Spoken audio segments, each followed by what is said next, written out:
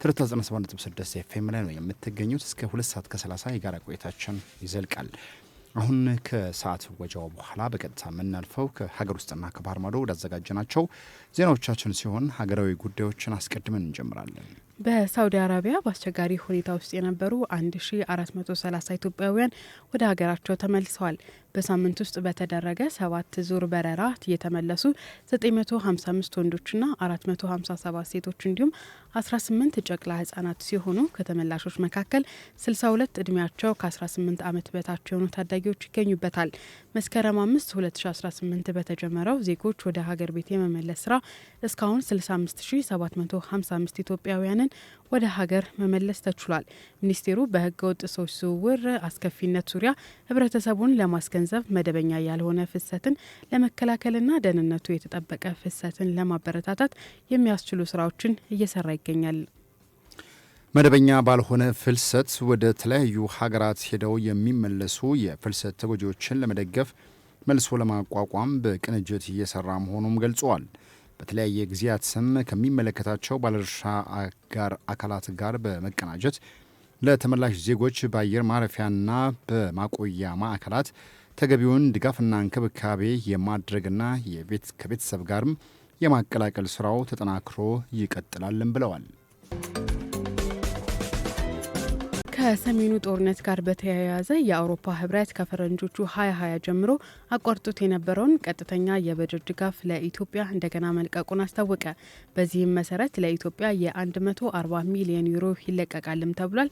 የአውሮፓ ህብረት ኮሚሽን ጆሴፍ ሲኬላ በአዲስ አበባ በተጀመረውና ለ3 ቀናት በሚቆየው የአውሮፓ ህብረትና የኢትዮጵያ የቢዝነስ ፎረም ላይ ተገኝተው ባደረጉት ገለጻ ከኢትዮጵያ መንግስት ጋር በ3 ዋና ዋና ዘርፎች ላይ የሚያተኩሩ የ140 ሚሊዮን ዩሮ ድጋፍ ስምምነት ተፈራርመዋል።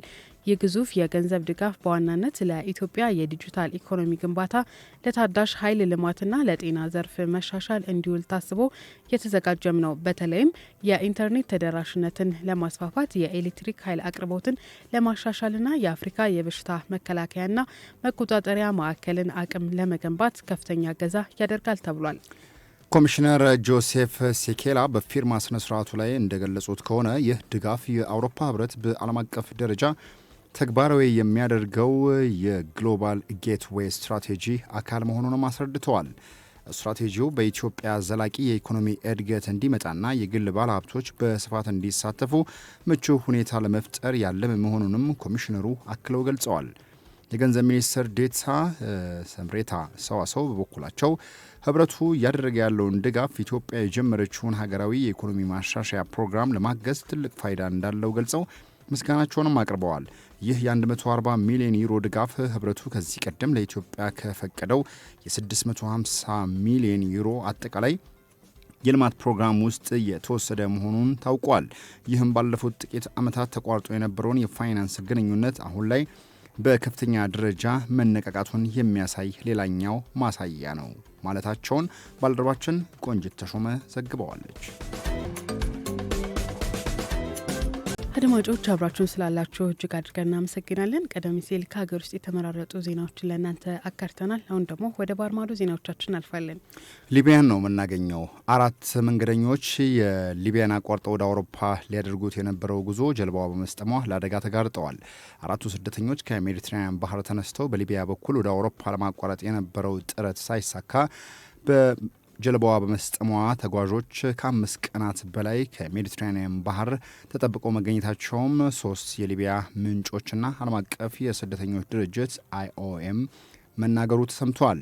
ሆኖም ግን በምስራቅ ሊቢያ በቶብሩክ አቅራቢያ በደረሰው አደጋ 10 ስደተኞች መሞታቸውና 31 አሁንም እንደጠፉ መረጋገጡን ነው የተሰማው።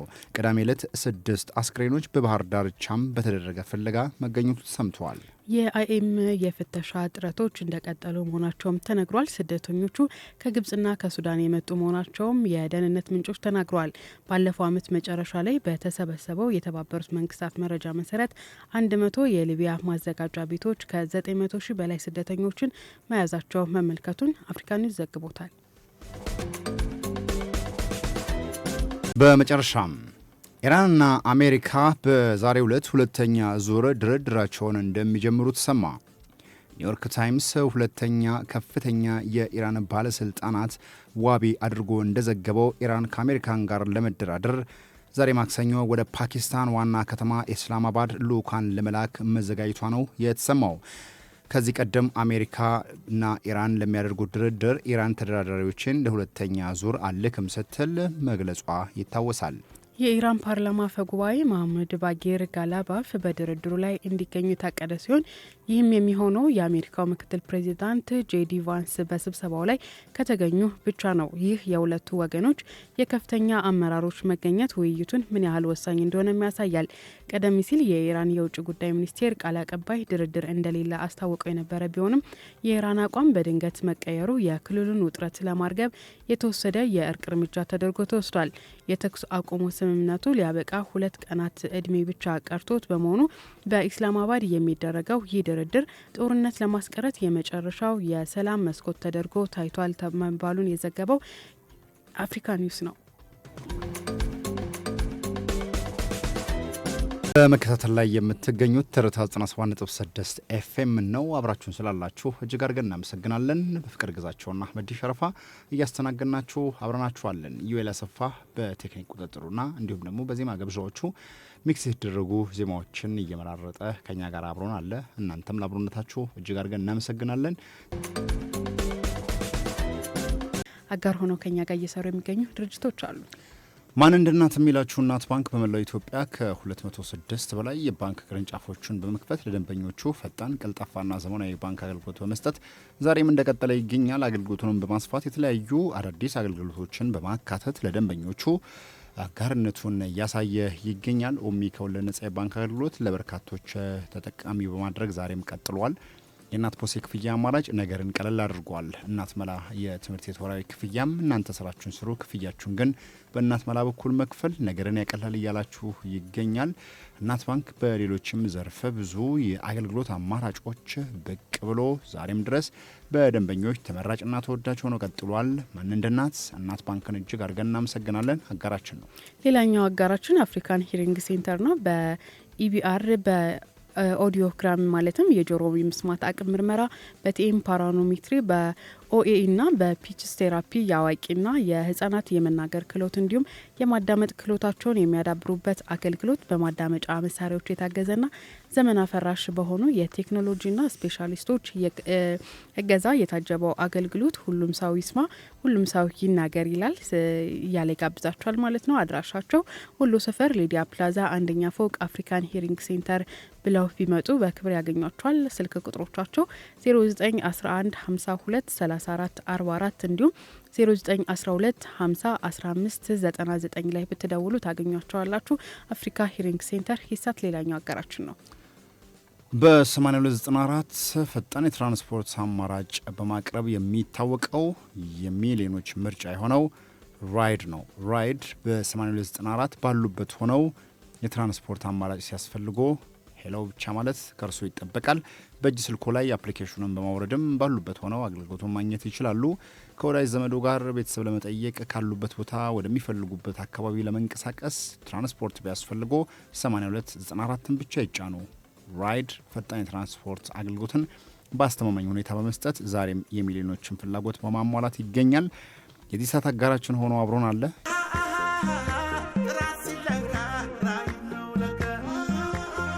በዓል የደስታ ትውስታውን የሚጋሩበት፣ የሩቅ ወዳጅ ዘመዶ ጋር የሚቀርቡበት፣ ናፍቆት በፍቅርና መተሳሰብ የሚገለጽበት ልዩ ወቅት።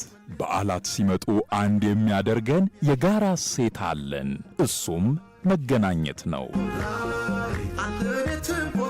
ወደ ቤተሰቦ ምርቃት፣ ወደ ወዳጆቹ ሳቅና ጨዋታ ሁሉ ለመድረስ እኛ አለንልዎት።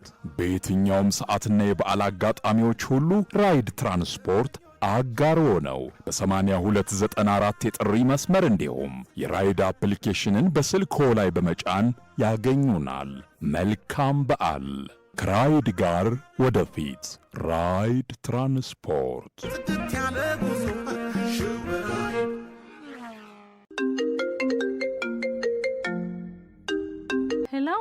ሄሎ እንዴ! አረ ሄሎ ወንድም አለም፣ ሄሎ! አረ አይሰማም? እህቴ፣ ለኔ እኮ ይሰማኛል። ምን ባክህ ጆሮዬን ትንሽ እያመመኝ ነው። ለማዳመጥም እየተቸገርኩ ነው። ይኸውልህ አየህ አንዳንዴ ይጮህብኛል፣ አንዳንዴ ደግሞ ጭራሽ ለመስማት እቸገራለሁ። ወንድማለም እንዲያማ ከሆነ ምን ችግር? መፍትሄው በእጃችን ነው። ኢስት አፍሪካ ሂሪንግ ኤድ ሴንተር በኢቢአር በኦዲዮግራም ማለትም የጆሮ የመስማት አቅም ምርመራ፣ በቲምፓኖሜትሪ፣ በኦኤኢ እና በስፒች ቴራፒ የአዋቂና የሕፃናት የመናገር ክህሎት እንዲሁም የማዳመጥ ክህሎታቸውን የሚያዳብሩበት አገልግሎት በማዳመጫ መሳሪያዎች የታገዘና ዘመን አፈራሽ በሆኑ የቴክኖሎጂና የስፔሻሊስቶች እገዛ የታጀበው አገልግሎታችን ሁሉም ሰው ይስማ፣ ሁሉም ሰው ይናገር ስንል ጋብዘናችኋል።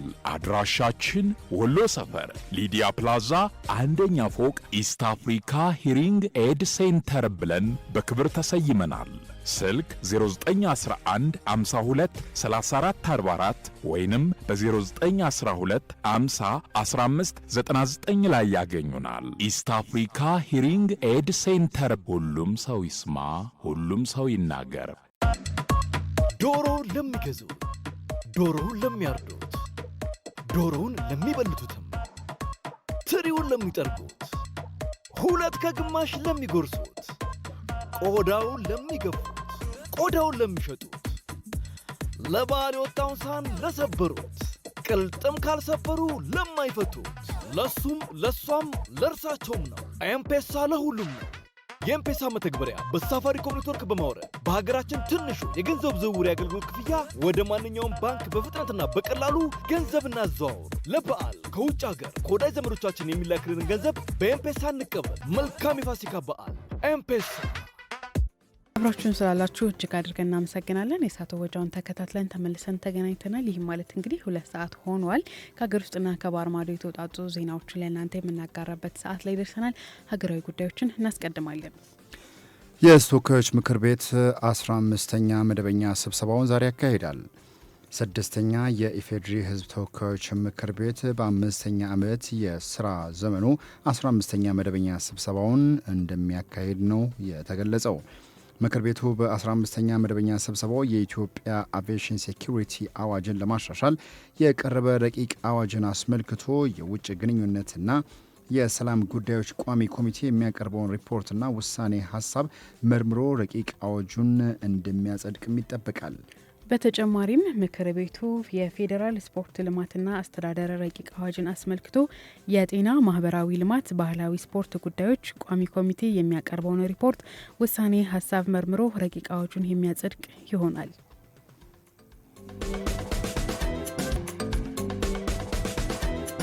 ቀጥለናል። የአፍሪካ ልማት ባንክ ከኢትዮጵያ ጋር ያለውን ስትራቴጂካዊ አጋርነት በማጠናከር ለሀገሪቱ የልማት ቅድሚያ ትኩረቶችን አስፈላጊውን ድጋፍ እንደሚያደርግ አስታወቀ። የዓለም አቀፍ የገንዘብ ድርጅትና የዓለም ባንክ ዓመታዊ የጸደይ ወቅት ስብሰባ በዋሽንግተን ዲሲ መደረጉም ተሰምቷል። የገንዘብ ሚኒስትሩ አህመድ ሺዴ ከስብሰባው ጎን ለጎን ከአፍሪካ ልማት ባንክ ፕሬዚዳንት ሲዲ ኡልድ ታህ ጋር በውይይት ማድረጋቸውም ተሰምቷል። ውይይቱም ሁለንተናዊ ለውጥ የሚያመጡ የልማት ትብብሮችን ማሳደግ ኢላማ ያደረገ እንደሆነም ተነግሯል። በኢትዮጵያ የአፍሪካ ልማት ባንክ መካከል ያለውን ጠንካራ አጋርነት ማረጋገጥ የሚያሳይ መሆኑንም ተገልጿል። ባንኩ የሀገሪቱን የኢኮኖሚ ሪፎርም ስራዎችና የረጅም ጊዜ የልማት ግቦችን ለማሳካት የሚጫወተው ወሳኝ ሚናም ተነስቷል። ሚኒስትሩ አህመድ ሺዴ ኢትዮጵያ ዓለም አቀፍ የኢኮኖሚ ተግዳሮቶችን ቢኖሩባትም የሪፎርም አጀንዳዋን ተግባራዊ በማድረግ ደረጃም ቀጣይነትን ያለው እድገት እያስመዘገበች መሆኑንም አመላክተዋል።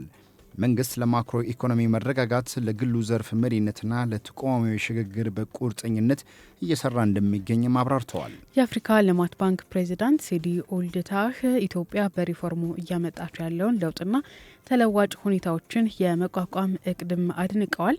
ባንኩ ኢትዮጵያ ቅድሚያ ለምትሰጣቸው የልማት ጉዳዮች የሚያደርገውን ጠንካራ ድጋፍ እንዲቀጠልም አመላክቷል። ሁለቱ ወገኖች ሁሉን አቀፍ እድገትን ለማስቀጠልና የስራ ዕድል ፈጠራን ለማፋጠን ቁልፍ በሆኑት የኢነርጂ፣ የመሰረተ ልማት፣ የግብርናና የአየር ንብረት ለውጥ መከላከል ዘርፎች ላይ ትብብራቸውን ይበልጥ ለማድረግም ተስማምቷል። ኢትዮጵያና የአፍሪካ ልማት ባንክ ዘላቂ የኢኮኖሚ ሽግግርን ለማምጣትና ስትራቴጂካዊ አጋርነታቸውን ለማላቅ ያላቸው ቁርጠኝነት በመግለጻቸው የገንዘብ ሚኒስቴር በላከው መረጃ አመላክቷል። አድማጮች አብራችሁን ስላላችሁ እጅግ አድርገን እናመሰግናለን። ቀደም ሲል የሀገር ውስጥ ዜናዎችን ለእናንተ አጋርተን ነበር። አሁን ደግሞ ወደ ውጭ እናልፋለን። ቻድን ቀዳሚ እናደርጋለን። ቻድ 1500 ወታደሮችን ወደ ሃይቲ ለመላክ መስማማቷን ነው ያስታወቀችው።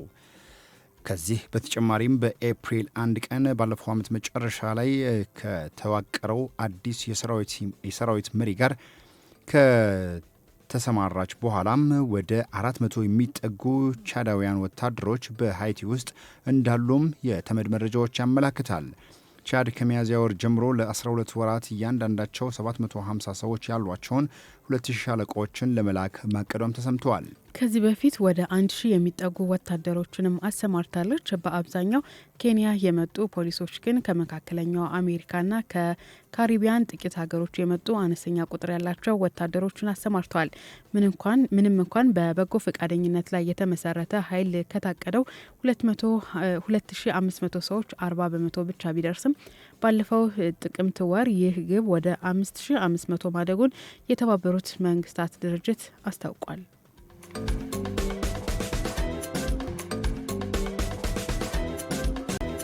በመጨረሻም የአሜሪካው ፕሬዝዳንት ዶናልድ ትራምፕ ከኢራን ጋር ይደረጋል ተብሎ ለሚጠበቀው ሁለተኛ ዙር ድርድር ልኡካናቸውን መላካቸው በገለጹበት የትናንትናው የማህበራዊ ሚዲያ ልጥፋቸው ስምምነት ላይ ግን ካልተደረሰ የኢራን ኃይል ማመንጫዎችንና ድልድዮችን እንደሚመቱ በድጋሚ መዛታቸው ፖለቲካዊ ውጥረቱን ከፍ ማድረጉን ነው ቢቢሲ የዘገበው። ዓለም አቀፉ የሰብአዊ መብቶች ተቋም ሂዩማን ራይትስ ዎች የቀድሞ ኃላፊ የሆኑት ኬኔት ሮዝ ይህ የፕሬዝዳንቱ ዛቻ እንደ ጦር ወንጀል ሊቆጠር እንደሚችል ለቢቢሲ ተናግረዋል። ትራምፕ ግዙፍ የጦር ወንጀል እንደሚፈጽሙ እየዛቱ ነው ያሉት የቀድሞ ኃላፊው የሲቪል መሠረተ ልማቶች ላይ ጥቃት መፈጸም በዓለም አቀፍ ሕግ የተከለከለ መሆኑንም አስረድተዋል። ትራምፕ የዓለም አቀፉን የሰብአዊ መብት ሕጎችን እንደማይከተሉና የአሜሪካ መንግስትን የተቀረው ሌላውንም ዓለም ሕጎችን እንዲጥስ መንገድ የሚከፍት ነው ሲሉም ተናግረዋል። የሰብአዊ ሕግ እንደ ኃይል ማመንጫዎችና ድልድዮች ላይ ያሉ የሲቪል ቁሶች ኢላማ ማድረግን እንደሚከለክልም አስታውሰዋል። እንደ ሮዝ ገለጻ ትራምፕ ድልድዮቹና የኃይል ማመንጫዎቹ በወታደሮችም ጥቅም ላይ ስለሚውሉ ሁለት አይነት ጥቅም ያላቸው ቁሶች ናቸው የሚል መከራከሪያ ሊያቀርቡ ይችላሉ። ይህ ግን ክርክሩን ለመቋጨት በቂ እንዳልሆነም ጠቅሷል። የሰብአዊነት ሕግ በሲቪሎች ላይ የሚደርሰው ጉዳይ ተመጣጣኝ ካልሆነ ወታደራዊ ኢላማዎች ጭምር እንዳይከሰትባቸው ይጠብቃል ሲሉም አብራርተዋል። በተባበሩት መንግስታት የአሜሪካ አምባሳደር የሆኑት ማይክ ዋልትዝ ግን እርምጃው የጦር ወንጀል ሊሆን ይችላል በመባሉ ውስጥ ውሸትና ሐሰት ከመስመር የወጣ ሀሳብ ሲሉም ተቃውሞታል። ድልድይና የኃይል ማመንጫዎቹ የሚንቀሳቀሱት በኢራን እስላማዊ አብዮታዊ ዘብ መሆኑን ህጋዊ ወታደራዊ ኢላማ እንዲሆኑ በመጥቀስ ተከራክረዋል።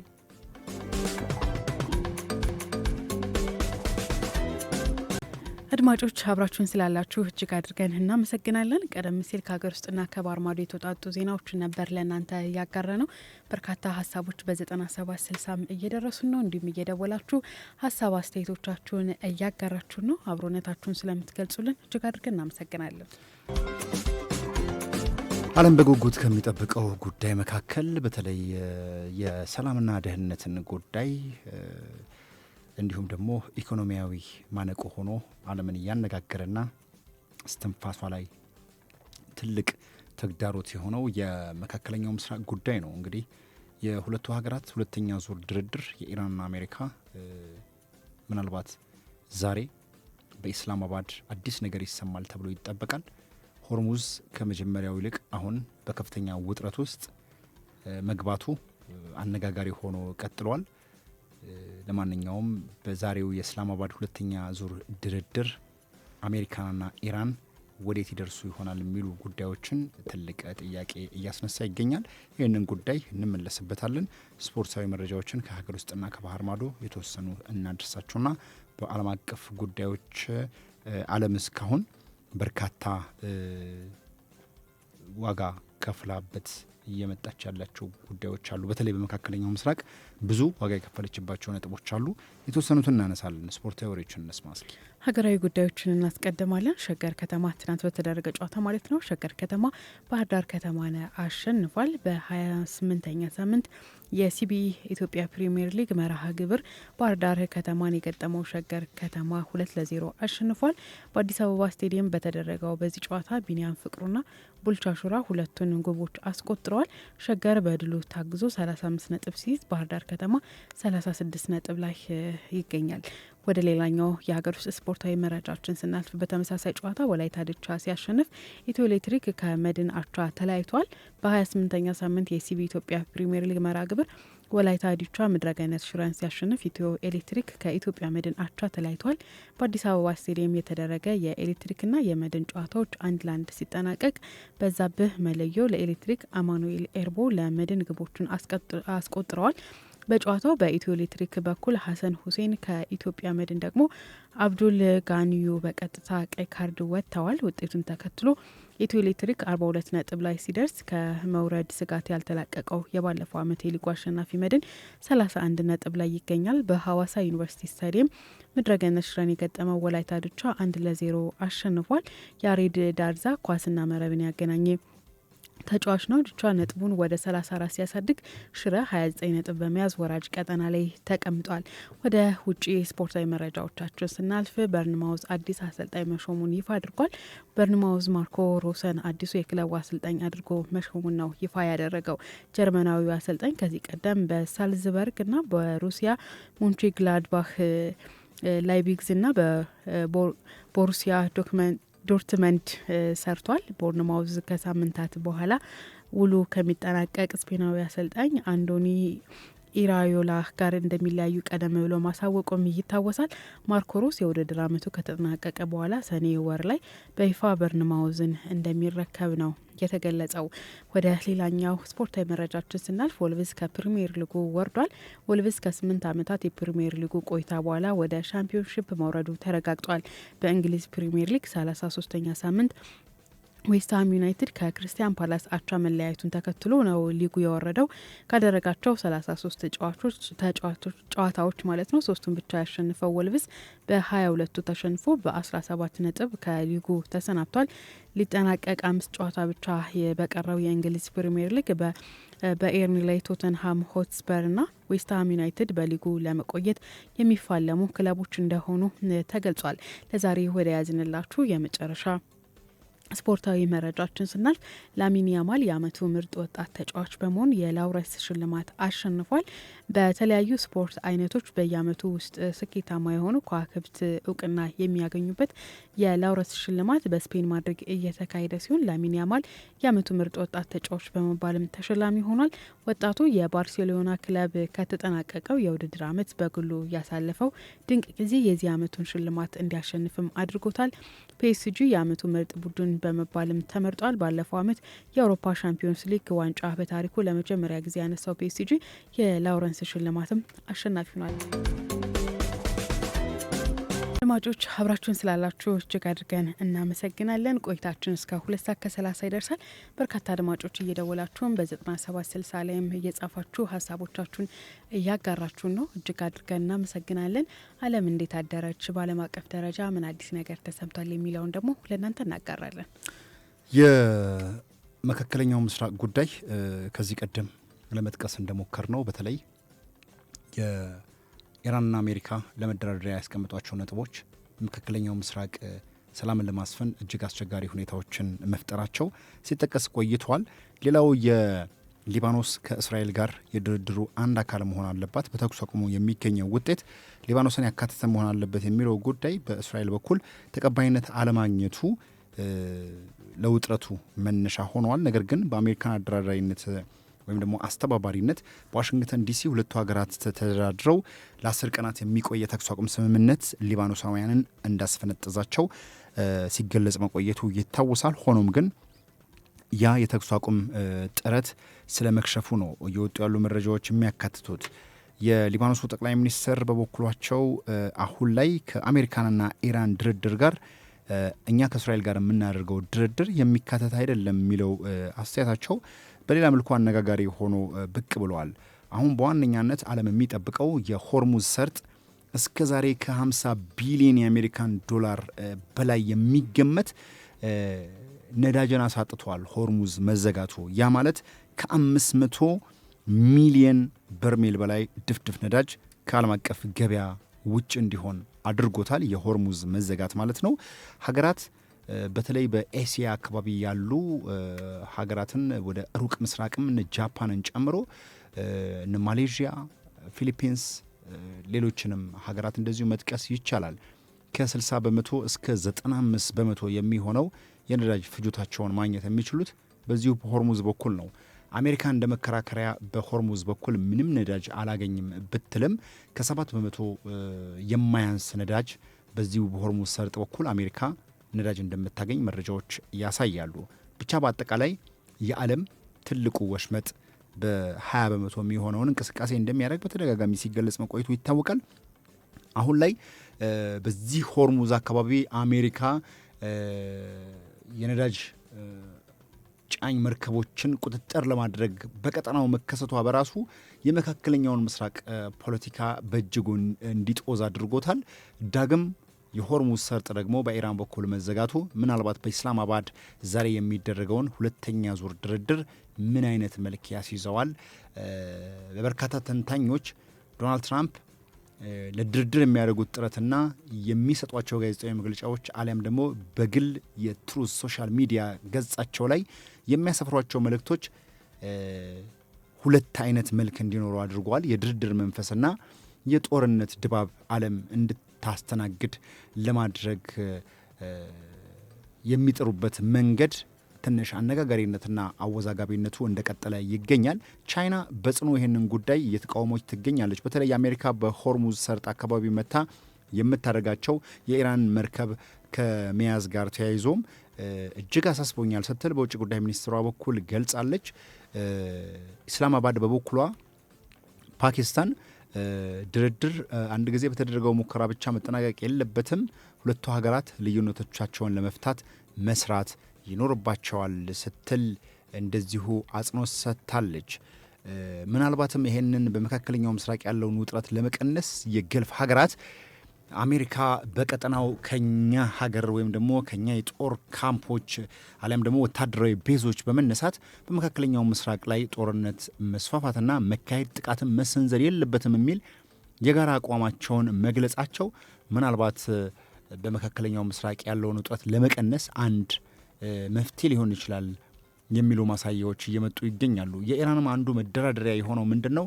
አሜሪካ ከመካከለኛው ምስራቅ ካሏት የጦር ቤዞች ሙሉ በሙሉ መውጣት አለባት የሚለው ነጥብ አንዱ የድርድር መሰረታዊ ሀሳብ ሆኖ ቀርበዋል። ሌላኛው ኢራንን በመደገፍ ወደ ጦርነቱ የገባው በሊባኖስ የሚገኘው ሄዝቦላህ እሱም የተኩስ አቁም ድርድሩ አንድ አካል መሆን አለበት የሚለው ጉዳይ አነጋጋሪ ሆኖ ቀጥሏል።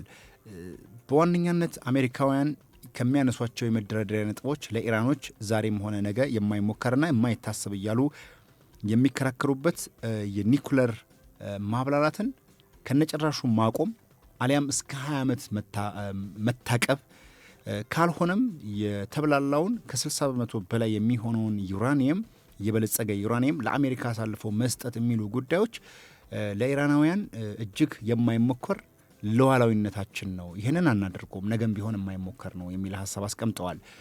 ዶናልድ ትራምፕ ደግሞ በሰጡት አስተያየት ዩራኒየምን የበለጸገውን ዩራኒየም ለመስጠት ኢራናውያን ተስማምተዋል የሚሉ ሀሳቦችን አንስተዋል። ብቻ የእሳቸው አቋም እጅግ አነጋጋሪና አወዛጋቢ በመሆን ቀጥሏል። የሆነው ሆኖ ዓለም እየከፈለች ያለው ዋጋ በነዳጅ እጦት ብቻ ሳይሆን በዛ በገልፍ ሀገራት በወሽመጡ አካባቢ ያሉ እንደ ሳውዲ አረቢያን፣ ኦማን፣ የተባበሩት አረብ ኤምሬትስና ሌሎችም ከነሱ በተጓዳኝ የሚገኙ ሀገራት የምግብ የሸቀጥና ሌሎችንም ምርቶችን በዚሁ ቀጠና በሚንቀሳቀሱ መርከቦች የሚያጓጉዟቸውን ምርቶችና ፍጆታዎችን ማግኘት አለመቻላቸው በሀገሪቱ ውስጥ ያለው የነዚህ ምርቶችና ፍጆታዎች የዋጋ ንረት እንዲጨምርና ነዳጅም ቀደም ሲል ታይቶ ከነበረው የማሽቆልቆል ዝንባሌው ኢራንም ሆርሙዝን ከፍቼዋለሁ ስትል እስከ 80 አካባቢ ዶላር በአንድ የበርሜል ድፍድፍ ነዳጅ ደርሶ እንደነበረ የሚታወቅ ነው አድማጮቻችን። ነገር ግን ዳግም መዘጋቱ በዓለም የአክሲዮን ገበያ ላይ እንዲሁም ደግሞ የኢንሹራንስ ገበያ በራሱ እጅግ ከፍተኛ ሆኖ እንዲንር አድርጎታል።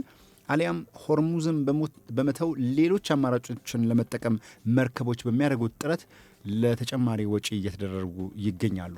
ዛሬ ኢስላማባድ ምን ታስተናግዳለች በሚለው ጉዳይ ላይ የተለያዩ ዓለም ሀገራት ከዚህ ቀደም አስተያየታቸውን ሰጥተው የነበሩ እንደነ ፓኪስታን፣ አውስትራሊያ፣ ዩናይትድ ኪንግደም፣ ጃፓን እንዲሁም ደግሞ ቻይና ሌሎችም እንደነ ፈረንሳይና ጀርመን ያሉ ሀገራት ጉዳዮች በንግግር እንዲፈቱ መካከለኛው ምስራቅ ያለው ውጥረት እንዲረግብ እያሉ እየጠየቁ ይገኛሉ። ከዚህ ቀደም በሊባኖስና በእስራኤል መካከል የተኩስ አቁሙን በማድረግ ሊባኖስ እንድትካተት በተኩስ አቁሙ ሊባኖስና እስራኤልም በአካባቢው ላይ ያለውን ውጥረት ለመቀነስ እንዲነጋገሩ የተሰደዱም ስደተኞች ከ1 ሚሊዮን የሚበልጡ ቤት ንብረታቸውን ጥለው የወጡ ስደተኞች ወደ አካባቢያቸው የሚመለሱበትና በአካባቢው ያለውን መሰረተ ልማት መልሶ ለመገንባት የሚደረጉ ጥረቶችን ከሊባኖስ መንግስት ጋር በመሆን በጋራ እንዲሰሩ የሊባኖስ መንግስትም ሂዝቦላህ ጥቃት ከመክፈት እንዲታቀብ ደህንነትን የማስጠበቅ ኃላፊነት እንዲወስድ የሚሉ ነጥቦች ሲነሱ መቆየታቸው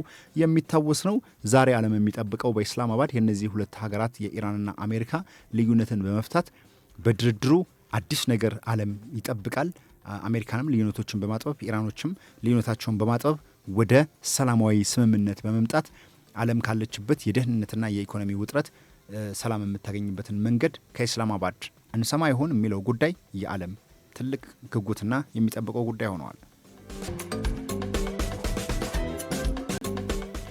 አድማጮች አብራችሁን ስላላችሁ እጅግ አድርገን እናመሰግናለን። ቆይታችን እንግዲህ ወደ ማብቂያው ተዳርሷል። በርካታ አድማጮች በ9760 ላይም የጻፉልን እንዲሁም በቀጥታ የስልክ መስመራችን እየደወሉ ሀሳባቸውን ሲገልጹልን ነበር። በ0909 ጀምሮ መጨረሻው 08 እንደምን አደራችሁ የትርታ ቁርስ አዘጋጆች፣ ቁርሳችሁ ጣፋጭ ነው ዘገየ ነኝ ብሏል የዘውትር አድማጫችን። ስለምትከታተለን እጅግ አድርገን እናመሰግናለን። ሌላኛው በ9760 የጻፈችልን አለም ከሾላ ናት። በተለይም አንድ ሰዓት ላይ እያቀረብ ነው ከስደት ተመላሾች ጋር በተያያዘ ከነሱ ጋርም ተነስታ ያላትን ሀሳብ አጋርታናለች። አለም እጅግ አድርገን እናመሰግናለን። ሌላኛው ጸሐፊያችን ደግሞ በ0980 ጀምሮ 44 መጨረሻው ሰላም አህመዲን በፍቅር እንዲሁም ቴክኒሻናችን እንደምን አዳራችሁ ከእናንተ ጋር ነን አብረናችሁ እንቀጥላለን ብሏል። እንዲሁም ደግሞ ከደወሉልን መካከል ስለ ናት ካስኮ፣ አክመል ከመገናኛ፣ ሰብለም በተመሳሳይ ከመገናኛ ይጠቀሳሉ። ቤቲ ከገርጅም የዘውትር አድማጫችን ሌላኛዋ ደዋያችን ነበረች። ማለዳ 12 ሰዓት ከ30 የጀመረው የትርታ ቁርስ መሰናዷችን በተለያዩ ጉዳዮች ከእናንተ ጋር ቆይታ አደረግን። በየሙሉ ሰዓቱ ከሀገር ውስጥና ከባህር ማዶ ያዘጋጀናቸው ዜናዎቻችንን አስደምጥናችሁ ከሀገር ውስጥና ከባህር ማዶ የተመራረጡ ስፖርታዊና ሌሎች ዓለም አቀፋዊ መረጃዎችን አክለን ከእናንተ ጋር ቆይታ አደረገን። የመካከለኛው ምስራቅ ጉዳይ ዛሬ የሚደረገው የኢስላማባድ ስብሰባ በኢራንና በአሜሪካ መካከል ምን አዲስ ነገር ያስደምጠን ይሆን የሚለውን ጉዳይ በወፍ በረር ተመለከት ነው። አህመዲን ሸረፋና በፍቅር ግዛቸው የዕለተ ማክሰኞ የትርታ ቁርስ ዝግጅትን እያስተናገድናችሁ ቆይታ ስናደርግ በቴክኒክ ቁጥጥሩና በዜማ ግብዣዎቹ አብረን የነበረው ኢዩኤል አሰፋ ነው። አድማጮችም ደውላችሁ ሀሳብና መልእክቶቻችሁን ስላጋራችሁን እጅግ አድርገን እናመሰግናለን። በፕሮግራሞቻችን ጆሮ ገብ እንዲሆኑ ሲነሪ ፕሮዳክሽን ባለሙያ ብርክቲ ገብሩ ከኛ ጋር አብራ ቆይታለች። በዕለተ ማክሰኞ ወደ እናንተ የደረሱትን ፕሮግራሞች አስታውሰናችሁ እኛ በዚሁ እንሰናበታለን። ቀዳሚ ያደረግነው የብርቱካን መሰናዶ ሲሆን ኢትዮ አሜሪካዊ ዜግነት ያላት መታሰቢያ ዮሴፍ የስራ ተሞክሯንና የህይወት ታሪኳን አጋርተናቸዋል። በአየር ትንበያና መዳረሻ ከተማ ጥቆማችን ደግሞ እለታዊ የከተሞችን የአየር ሁኔታ ለእናንተ ካስቃኝም በኋላ በመዳረሻ ወደ ሩዋንዳ ቮላካኖስ ብሔራዊ ፓርክ አቅንተን እዛ ብትሄዱ ምን አለ የሚለውን ነገር ጥቆማችን አጋርተናቸዋል። እንዲሁም እለተ ማክሰኞ ሲሆን ከሚጠበቁ የቴካፕ መሰናዶ አንዱ ነው። ይህም እንግዲህ ዓለም ላይ ያለው የቴክኖሎጂ ፉክክር ምን ይመስላል የሚለውን ተመልክተናል። በዳሰሳ መሰናዶችን ደግሞ ሀገር አቋራጭ ትራንስፖርቶችን በተመለከተ ግልጋሎት አሰጣጣቸው ምን ይመስላል ስንል ተገልጋዮችን አናግረን ያነሱልንን ቅሬታም መነሻ በማድረግ ከሚመለከተው አካል ምላሽ አካተን ለእናንተ አጋርተን ነበር። የሰዓት አጋራችን ራይድ እንዲሁም ደግሞ እናት ባንክና ኢስት አፍሪካ ሂሪንግ ሴንተር በጋራ አብረውን በአጋርነት ከኛ ጋር ቆይተዋል። ቀናችሁ የተባረከ ደስ የሚል እንዲሆን ተመኘንላችሁ። ጤና ይስጥልኝ።